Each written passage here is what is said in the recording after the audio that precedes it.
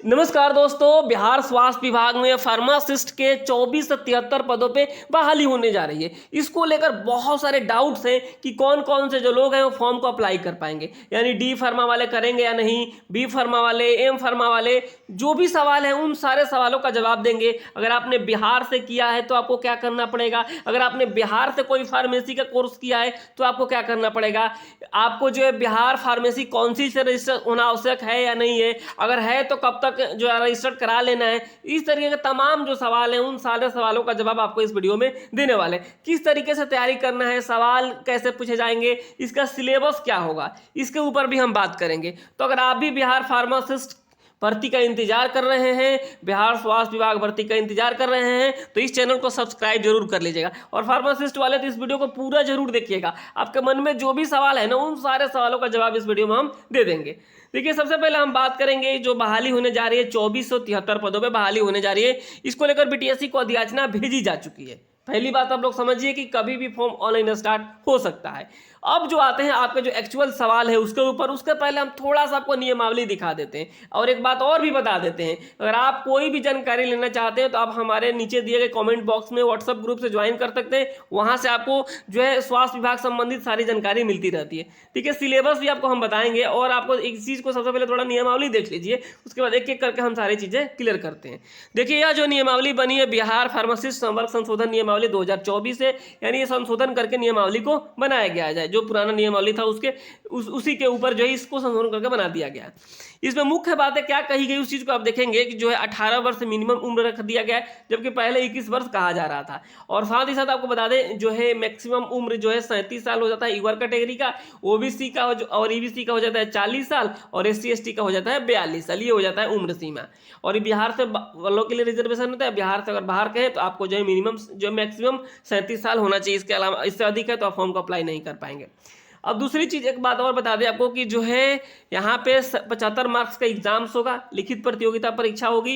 यहाँ पे आपको सीबीटी के माध्यम से होगा, ऑब्जेक्टिव टाइप क्वेश्चंस होंगे और जो इसका सिलेबस है उस चीज को भी हम बताएंगे। यानी आप समझिए 75 नंबर का एग्जाम्स होने वाला है। अब हम आ जाते हैं कि 25 नंबर उनको मिलेगा जो बिहार राज्य के अंतर्गत संविदा पे काम कर रहे हैं, उन्हीं को मिलेगा। अगर आप किसी प्राइवेट हॉस्पिटल में काम कर रहे हैं एज ए फार्मासिस्ट तो आपको कोई जो है उस एक्सपीरियंस का लाभ नहीं मिलने वाला। अगर आप बिहार से बाहर कहीं काम कर रहे हैं उसका भी कोई लाभ नहीं मिलने वाला। अगर आप बिहार राज्य के अंदर अवस्थित राज्य के सरकारी अस्पताल या जो है स्वास्थ्य विभाग बिहार सरकार से संबद्ध अगर कोई हॉस्पिटल है वहां पे काम कर रहे हैं तभी आपको जो है 1 साल का 5 अंक दिए जाएंगे और मैक्सिमम आपको 25 मार्क्स मिलेगा। और 25 मार्क्स उनको मिलेगा जो सीबीटी क्वालिफाइड होंगे, यानी कम से कम जो मिनिमम पासिंग मार्क्स लेके आएंगे उन्हीं को जो है यहाँ पे ये 25 नंबर मैक्सिमम दिए जा सकते हैं।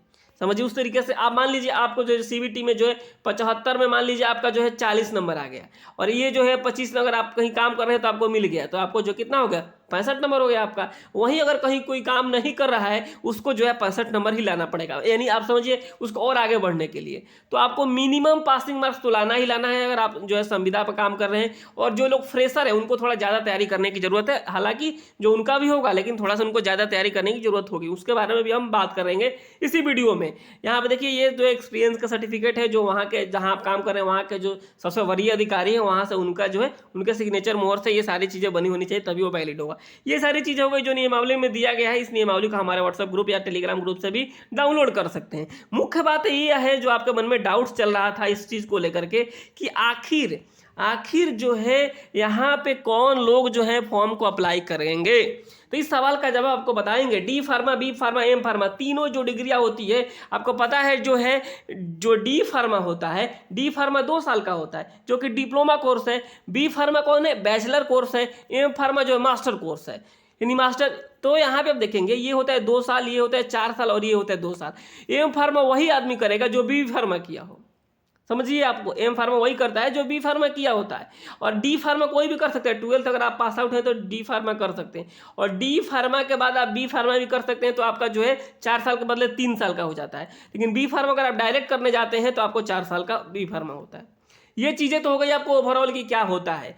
अब देखिए, लेकिन जो नियमावली बनी है उसमें एक लाइन कह दिया गया है, इस लाइन को आप पढ़ेंगे तो आप खुद क्लियर हो जाएंगे। कहा गया है कि आप जो है मान लीजिए आपने बी फार्मा भी किया है और आपने जो एम फार्मा कर लिया यानी बैचलर भी कर लिया मास्टर भी कर लिया, लेकिन आपने अपने डिप्लोमा नहीं किया है तो आप फॉर्म को अप्लाई नहीं कर पाएंगे। यहाँ पे देखिए लिखा गया है बी फार्मा एवं एम फार्मा उत्तीर्ण अभ्यर्थियों को भी डी फार्मा उत्तीर्ण होना अनिवार्य है। यानी आप समझिएगा, एक होता है आईटीआई, एक पॉलिटेक्निक, एक होता है बीटेक। यानी तो आईटीआई मान लीजिए आईटीआई होना जरूरी है। आप डिप्लोमा या पॉलिटेक्निक नहीं किए हैं उससे कोई फर्क नहीं पड़ता है, बीटेक किए उससे कोई फर्क नहीं पड़ता। वही बात यहाँ पे भी लागू किया गया है कि जो है आपको डी फार्मा जरूरी है। डी फार्मा क्या है, जरूरी है।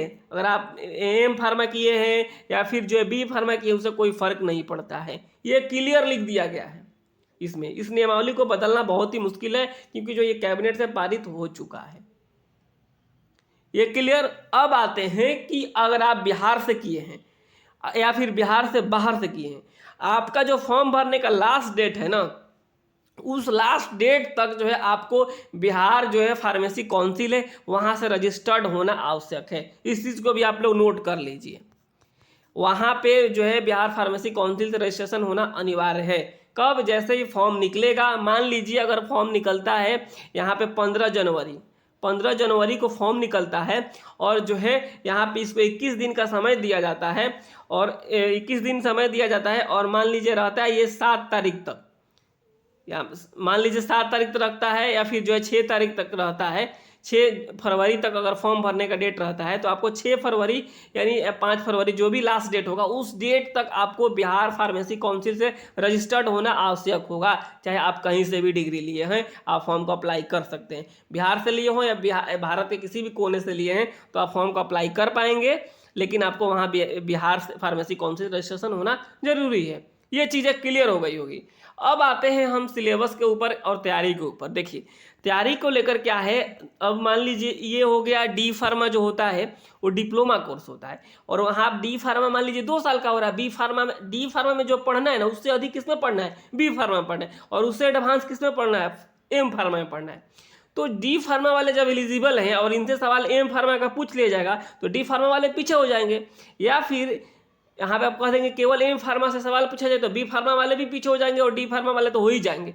इसलिए ऐसा कहा गया है कि जो अब डी फार्मा का सिलेबस होगा ना वही सिलेबस इसमें भी लागू होगा। जिस तरीके से बिहार स्टाफ नर्स में आप देखेंगे वहाँ पे जीएनएम भी एलिजिबल है, वहाँ पे बीएससी नर्सिंग भी एलिजिबल है, तो इस जो सिलेबस है वो जीएनएम का रखा गया है। तो इसी तरीके से यहाँ पे भी जो सिलेबस होने वाला है वो डी फार्मा का होगा। तो डी फार्मा का सिलेबस क्या होता है इस चीज़ को भी बता देते हैं इसी वीडियो में आपको। देखिए यहाँ पे आपको जानकारी मैं सब देता हूँ और जो सही जानकारी होती है मैं वही देता हूँ। तो आप लोग अभी तक हमारे चैनल को सब्सक्राइब नहीं किए हैं तो अब किस चीज़ का इंतजार कर रहे हैं, कर लीजिए, बिल्कुल फ्री ऑफ कॉस्ट है। आपको सारी जानकारी मैं देते रहता हूँ। किसी का कोई सवाल होता है तो मैं उस सवाल का भी जवाब देता हूँ।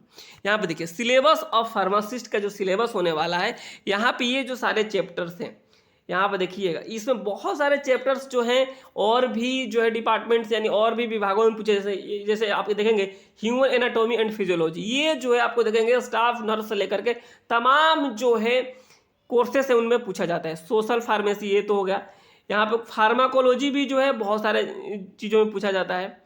लेकिन बाकी यहाँ पे जो भी चैप्टर्स हैं आप देख लीजिए, इन सारे चैप्टर से ही आपको सवाल पूछे जाएंगे।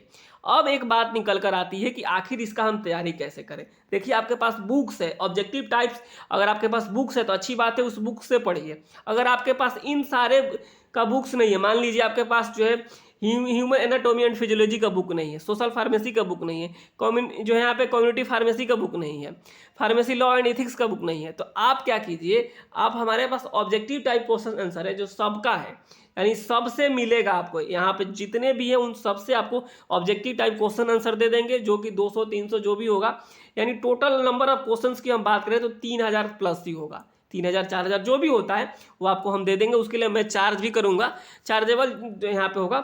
और आपको जो है आपको इस नंबर पे मैसेज करना है 72 899 59 436 पे, तो आपको जो है फार्मासिस्ट का सारा नोट्स मिल जाएगा। आप उसे देख सकते हैं कि बेसिक क्वेश्चंस किस तरीके से पूछे जाते हैं और आप किस तरीके से तैयारी कर सकते हैं, क्योंकि जो सिलेबस होने वाला है बीटीएससी के द्वारा जो जारी किया जाएगा वो डी फार्मा लेवल का ही होगा, क्योंकि एम फार्मा और बी फार्मा हायर हो जाता है। तो सिलेबस यही होगा। इस सिलेबस को स्क्रीनशॉट ले लीजिए। आप लोग आपके पास बुक्स है तो बुक्स से तैयारी कीजिए, अगर आप बुक्स नहीं है तो आप हमसे ऑब्जेक्टिव टाइप ले लीजिए और पढ़ना शुरू कर दीजिए। नहीं तो अब जिस चीज़ का आप इंतजार कर रहे हैं कि जिस दिन फॉर्म ऑनलाइन स्टार्ट होगा उस दिन हम तैयारी करेंगे, तो आप मेरा जो कहीं लिख रख लीजिए, आप पीछे हो जाएंगे और आप पिछड़ जाएंगे। ये दुनिया बहुत ही फास्ट है, बहुत ही तेजी गति से जो है बच्चे पढ़ रहे हैं, तो आपको भी पढ़ना ही पड़ेगा। आप कहीं से भी पढ़िए, कहीं से भी पढ़िए, लेकिन आप पढ़ना शुरू कर दीजिए, क्योंकि सिलेबस यही रहने वाला है। मैं आपको पहले ही क्लियर कर देता हूँ, और मैं सारी चीज़ें लगभग क्लियर कर ही दिया हूँ कि कौन कौन से लोग एलिजिबल हैं डी फार्मा वाले।